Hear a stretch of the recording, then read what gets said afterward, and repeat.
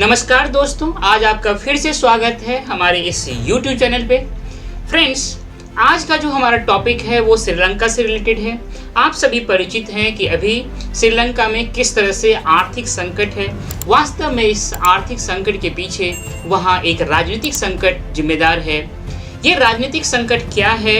वास्तव में अगर आप वहाँ के राजनीतिक संकट को बहुत ही माइन्यूटली ऑब्जर्व करें तो आपको पता चलेगा कि वहाँ का राजनीतिक संकट बेसिकली वहाँ के डेमोक्रेसी का डिस्ट्रॉयड होना है। और वहाँ के डेमोक्रेसी को डिस्ट्रॉय करने में अगर किसी एक चीज़ का बहुत बड़ा रोल है तो वो है वहाँ का डायनेस्टिक रूल, वहाँ का परिवारवाद, वहाँ का वंशवाद। फ्रेंड्स, इसी टॉपिक को लेकर के आज हम आपके साथ कुछ बात को शेयर करेंगे। इससे पहले हम एक बार भारत का और श्रीलंका का जो ज्योग्राफिकल लोकेशन है उसको देख लेते हैं। जैसा कि आपको इस स्लाइड में दिख रहा होगा, ये इंडिया का पार्ट है और ये श्रीलंका का पार्ट है। ये इंडिया में भी तमिलनाडु वाला पार्ट है, ये सारा ये तमिलनाडु का पार्ट है। इसमें एक जगह है रामेश्वरम आइलैंड है, ये वाला पार्ट रामेश्वर आइलैंड है। और ये धनुषकोटी जो है, ये वाला पार्ट जो रेड रंग का जो सेकेंड वाला पार्ट है, ये धनुषकोटी है। ये जो देख रहे हैं आप, ये पाक वे बोलते हैं और इसे हम गल्फ ऑफ मन्नार बोलते हैं। ये गल्फ ऑफ मन्नार है। अरेबियन सी से और बे ऑफ बंगाल जाने का जो अभी का एग्जिस्टेंशियल रूट है वो ये है, जो डॉट डॉट डॉट आपको दिख रहा है। ये वाला पार्ट जो है, ये अभी जो है बड़े बड़े जो शिप हैं, बहुत बड़े बड़े शिप अभी इसी तरह से ऐसे इधर से अरेबियन सी से आता है। अगर मुंबई से आना हो तो इधर से अरेबियन सी होते हुए इसको श्रीलंका को चारों बगल से घूमते हुए तब आप कह सकते हैं कि चेन्नई आएगा। इसीलिए भारत सरकार का एक प्रोजेक्ट था जिसको बोलते हैं सेतु समुद्रम शिप कैनाल, यहाँ पे बनाने का प्रोजेक्ट वाजपेयी जी के गवर्नमेंट में चला था। अगर आप इसको देखने की कोशिश करें और माइन्यूटली इस वाले पार्ट को, इस दूसरे पिक्चर में, तो यहाँ पे एक राम सेतु दिख रहा है लिखा हुआ। ये हमारे भारतीय परंपरा में ये माना जाता है कि भगवान राम श्रीलंका गए थे, यहाँ पे एक पुल बनाए थे, एक ब्रिज बनाए थे जिसका नाम राम सेतु है। फ्रेंड्स, चलते हैं हम अपनी जो मेन सब्जेक्ट है उस पर चलते हैं। डेमोक्रेसी। सबसे पहले देखते हैं कि डेमोक्रेसी होता क्या है। डेमोक्रेसी का जो बेस्ट डेफिनेशन अभी तक दिया गया है वो अमेरिका के प्रेसिडेंट थे अब्राहम लिंकन, उन्होंने दिया है।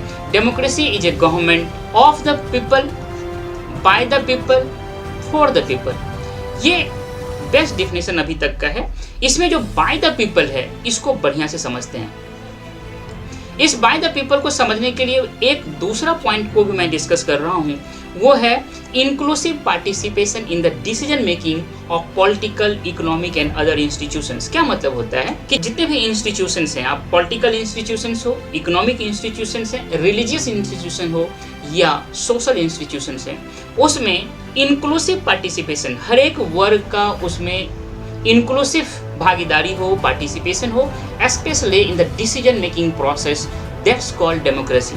फ्रेंड्स, डेमोक्रेसी के इस डेफिनेशन को जानने के बाद अब हम जरा देखते हैं कि श्रीलंका का सिचुएशन क्या है। देखिए, ये आपको पिक्चर दिख रहा है, एक राजपक्ष से खानदान है, परिवार है, वंश है।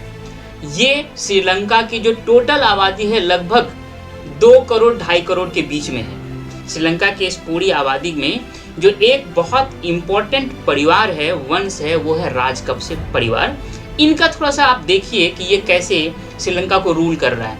इसका जो सबसे बड़ा भाई है वो 78 साल के हैं, जिनका नाम है चमल राजपक्सा। ये अभी इरिगेशन मिनिस्टर है। इससे जो छोटा भाई है 75 साल के हैं, महिंद्रा राजपक्सा, ये अभी प्राइम मिनिस्टर हैं श्रीलंका के। इससे जो छोटा भाई है गोटाबाया राजपक्सा, ये 3rd नंबर के ब्रदर हैं और अभी वहाँ के प्रेसिडेंट हैं। इससे जो छोटा भाई है 70 साल के हैं, वो बासिल राजपक्सा, अभी जो है ये फिनांस मिनिस्टर ऑफ श्रीलंका है। और जो महेंद्र राजपक्से का जो सबसे बड़ा बेटा है जिसका नाम है नमल राजपक्सा, ये जो है वहाँ का स्पोर्ट्स एंड यूथ का मिनिस्टर्स हैं। इसके अलावा एक और उदाहरण देख लीजिए, जो राजपक्सा है, महेंद्र राजपक्सा का जो सेकेंड बेटा है जोशिथा राजपक्सा, वहाँ का चीफ ऑफ स्टाफ है। अगर इस तरह से आप देखेंगे तो आप पाएंगे कि जो अराउंड 36 मिनिस्टर्स हैं, उस 36 मिनिस्टर्स में 9 मिनिस्टर्स जो हैं वो राजपक्सा परिवार का ही है, राजपक्सा क्लान का ही है। ये राजपक्सा परिवार श्रीलंका के टोटल जीडीपी जो है, जो बजट है, यही राजपक्सा परिवार का जो मिनिस्टर्स हैं, ये लगभग 75% बजट को ये कंट्रोल करता है।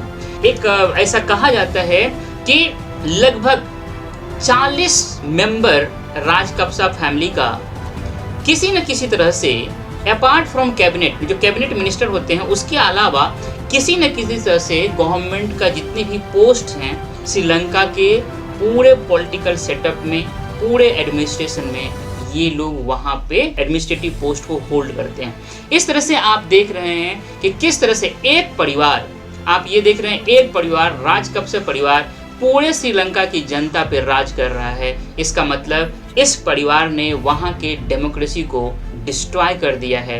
वहाँ का डेमोक्रेसी जब डिस्ट्रॉय हो जाएगा, इंक्लूसिव पार्टिसिपेशन लोगों का नहीं होगा, specially in decision making process में, तो वहाँ का हालत बहुत बुरा होगा।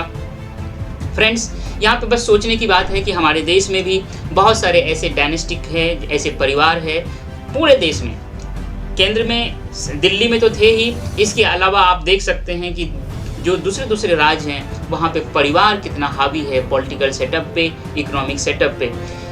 मतलब हम ये कहना चाहते हैं कि श्रीलंका के उदाहरण से हम सीख सकते हैं कि अगर पॉलिटिकल, इकोनॉमिक एंड अदर जितने भी इंस्टीट्यूशंस हैं उसके जो डेमोक्रेटिक सेटअप होना चाहिए, जो इंक्लूसिव डिसीजन मेकिंग प्रोसेस होना चाहिए, वो जब इस तरह से किसी एक वन से, एक परिवार के कब्जा कर लेने से डिस्ट्रॉय हो जाता है वहाँ पर डेमोक्रेटिक सेटअप, तो परिणाम क्या होता है, इसको अच्छी तरह से हमको समझना पड़ेगा। और भारत के अच्छे भविष्य के लिए हमें एक इंक्लूसिव पॉलिटिकल इंस्टीट्यूशंस को बनाना पड़ेगा। श्रीलंका के उदाहरण से हमें इस बात को स्पष्टतः समझना चाहिए। फ्रेंड्स, श्रीलंका में अन्य क्या क्या कारण हैं इस संकट के, उसको लेकर के हम एक नए वीडियो बनाएंगे। मुझे उम्मीद है कि आपको ये वीडियो बहुत ही अच्छा लगा होगा। किस तरह से वहाँ का एक डायनेस्टी, एक परिवार, एक कह सकते हैं वंश ने वहाँ के डेमोक्रेसी को बर्बाद करके रख दिया, और उसका परिणाम आज हमें देखने को मिलता है कि श्रीलंका में चावल जो है वो अराउंड 320 रुपये किलो है। वहाँ पेट्रोल और डीजल का हाहाकार मचा हुआ है, भारत सपोर्ट कर रहा है।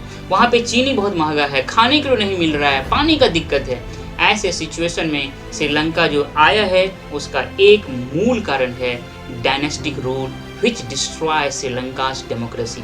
मिलते हैं नेक्स्ट वीडियो में। Thank you dear.